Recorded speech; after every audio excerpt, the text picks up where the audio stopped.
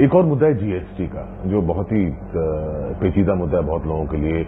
लगातार देखते हैं कि डेडलाइन बढ़ते हैं लेकिन और डेडलाइन उधर भी जाते हैं। इस बार भी लगता है कि डेडलाइन मीट नहीं होगा। इस पूरी प्रक्रिया में जब हम रिफॉर्म्स की बातचीत करते हैं, आपके हिसाब से कितना क्रिटिकल मुद्दा है? मैं मानता हूं कि जीएसटी टैक्सेशन रिफॉर्म का अल्टीमेट कदम, सही बात, और होना चाहिए। लेकिन ऐसे नहीं होना चाहिए कि हम इतनी तेजी से चले कि मुंह औंधे गिर गए। इस तरह का नहीं होना चाहिए। इसलिए पूरी तैयारी करके, जैसे वैट लागू किया गया, उसी तरह पूरी तैयारी करके जीएसटी लागू करना चाहिए।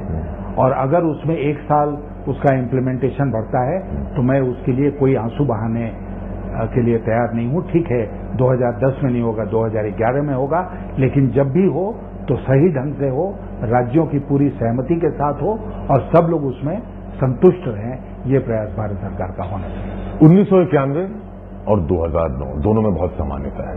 एक तो वहां भी एक बहुत परेशानी थी, मंदी का दौर था। यहां पर भी अब मंदी का दौर बनने लगा है, यदि आप विकास के दर को देखिए।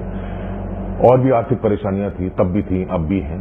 तभी भी एक सरकार बनी थी, कांग्रेस की सरकार आई थी शासन में, और वो भी एक सरप्राइज थी। कहीं न कहीं उसकी उम्मीद नहीं थी, हुई। इस बार भी जिस मात्रा से वो जीते उतनी उसकी उम्मीद नहीं थी, हुई। तो दोनों में काफी समानता है। उस परिस्थिति से उभरने के लिए मनमोहन सिंह साहब जो थे, वित्त मंत्री थे, उन्होंने रिफॉर्म, आर्थिक सुधार शुरू किए और जिसने इस पूरे देश की छवि बदल दी। अब इस समय उस प्रक्रिया को आगे ले जाना पड़ेगा, यही उनके पास एक विकल्प है। उसमें क्या उम्मीद है आपकी? हम ये कहेंगे कि उसी मनमोहन सिंह ने 2004 से 2009 के बीच में आर्थिक सुधारों को कई क्षेत्रों में पीछे ढकेल दिया और कोई आर्थिक सुधार क्यों? नहीं किया। आपके हिसाब से क्यों हुआ? नहीं, क्यों कि बहुत सारे कारण हैं। कुछ मजबूरियां, जैसे मजबूरियां क्या होती है? मजबूरी यही है कि मैं कुर्सी पर बैठे रहना चाहता हूं, इसलिए हर हालत में कुर्सी को बचा के रखूंगा। जितना कर सकता हूं उतना करूंगा, जितना नहीं कर सकता हूं माफी मांग लूंगा। ये अगर सिद्धांत रहेगा तो आप नहीं कर पाएंगे। तो उस व्यक्ति से आज जो ये शुरुआत की थी, जिस व्यक्ति ने ये शुरुआत की थी, उसी व्यक्ति ने ये काम भी किया। लेकिन मैं आज के दिन कहना चाहता हूं कि मैं आपसे 100% सहमत हूं कि एक नए वेव ऑफ रिफॉर्म्स की आज आवश्यकता है।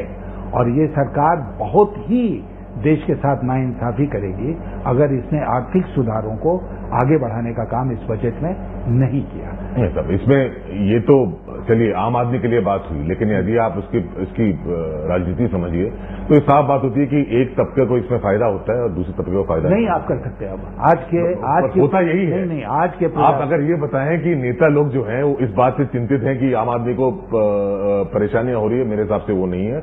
उनके बीच में आपस में एक अहम की टक्कर है, जिसकी वजह से अहम का कोई टक्कर नहीं है। इसमें मैं आपसे एक राजनैतिक व्यक्ति के रूप में निवेदन करना चाहूंगा कि इस देश में आर्थिक सुधारों को लेकर उस समय तक डिबेट चलता रहेगा जब तक आम आदमी की ये जरूरतें पूरा नहीं। अगर आप उनको पूरा अगर एक नेता समझ ले कि आम आदमी की दिक्कत है और आम आदमी की दिक्कत अगर सही है तो 18 साल में आप पूरी तरीके से सुधार नहीं कर पाए, इस बात का कहां तुक है? नहीं तुक है।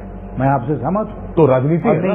ये राजनीति की विफलता है? नहीं, राजनीति की विफलता नहीं है। ये विफलता है सरकारों की और राज्य सरकारों की, जिसमें आप भी शामिल हैं, आपकी सरकार भी शामिल है। बिल्कुल कि हम ये कह सकते हैं कि अच्छा हमने औरों से कुछ ज्यादा किया। ठीक है, लेकिन हमने उन समस्याओं का समाधान नहीं ढूंढा। और आज के दिन मैं आपसे कहना चाहता हूं कि गांव में या शहर में बैठा बेकार आदमी है, जिसको बिजली नहीं है, पानी नहीं है, कुछ नहीं है, वो आज आप आर्थिक सुधार करें और उससे कुछ लोगों को फायदा हो जाए तो वो नहीं बर्दाश्त करने को तैयार है। राज्य में भी नेता है, राज्य में भी लोग हैं, गरीब लोग राज्य में ही हैं, फिर भी ये सोच क्यों नहीं उत्पन्न होती? और अगर हर नेता जानता है फिर भी इसका पालन क्यों नहीं करता? ये तो कमी है, यही तो कमी है जिसकी ओर मैं इशारा कर रहा हूं कि अब जनता जो है वो इसको बर्दाश्त करने को तैयार नहीं है।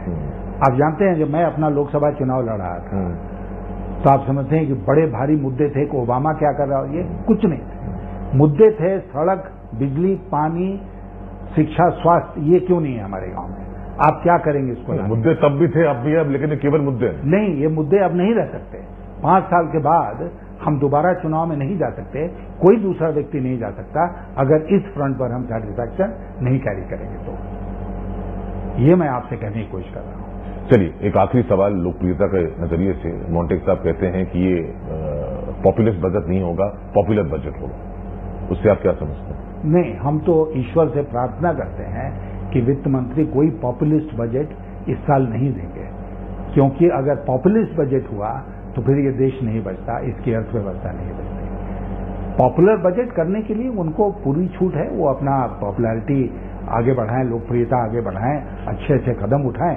अच्छे कदम उठाएंगे, लोकप्रियता बढ़ेगी, अर्थव्यवस्था भी आगे बढ़ेगी। लोकप्रियता तभी बढ़ेगी जब आपने जो मुद्दे उठाए उसमें सुधार होगा, यानी कि बिजली, सड़क, पानी, और उसके साथ साथ और तरीके से नौकरियां मिलनी चाहिए, एम्प्लॉयमेंट मिलनी चाहिए, जिस पर अभी भी काफी सवाल निशान है। विकास प्लस एम्प्लॉयमेंट कैसे किया जाए? विकास प्लस एम्प्लॉयमेंट करने का मैं एक सुझाव आपको देता हूं कि हम 300-400 सेंट्रल स्कीम चलाते हैं। मैं कहूंगा कि आप 7 सेंट्रल स्कीम या 10 से कम सेंट्रल स्कीम्स आप चलाएं। आपको हर चीज चलाने की जरूरत नहीं है केंद्र से। आप सारा वो राज्यों को दे दीजिए, राज्यों को रिसोर्सेज ट्रांसफर कर दीजिए। आप सिर्फ बिजली में, पीने के पानी में, सिंचाई में, कृषि में, रूरल हाउसिंग में, रोड्स में, ये जो 7-8 मुद्दे हैं, इसी पर आप 100% फंडेड सेंट्रल स्कीम चलाइए। मैं आपसे कहना चाहूंगा, कभी आप गांव में जाएंगे, प्रधानमंत्री ग्राम सड़क योजना का काम हम लोगों ने शुरू किया। आज आप देखिए कि कितना बढ़िया काम हुआ है पूरे देश में प्रधानमंत्री ग्राम सड़क योजना में। और वही काम नारेगा में नहीं हो रहा है। नारेगा में लूट मची हुई है चारों तरफ। तो पैसे बर्बाद करने से फायदा नहीं है, पैसे का सदुपयोग करना पड़ेगा। आपके पास कम स्कीम्स रहेंगी, 100% फंडिंग एंड 100% मॉनिटरिंग। ये आप कीजिएगा, आपका पैसा भी कम लगेगा और इन सब चीजों से हम लोगों को मुक्ति भी दिला सकते हैं इन समस्याओं से। चलिए, उम्मीद करते हैं सरकार ये करती है। बहुत बहुत शुक्रिया दीजिए। Thank you. चलिए, उम्मीद है जैसे आपने बताया वैसा ही हो, कुछ ऐसा ही हो। नया बजट है, नए वित्त मंत्री है, उम्मीद है प्रणब मुखर्जी की सोच भी कुछ नई हो।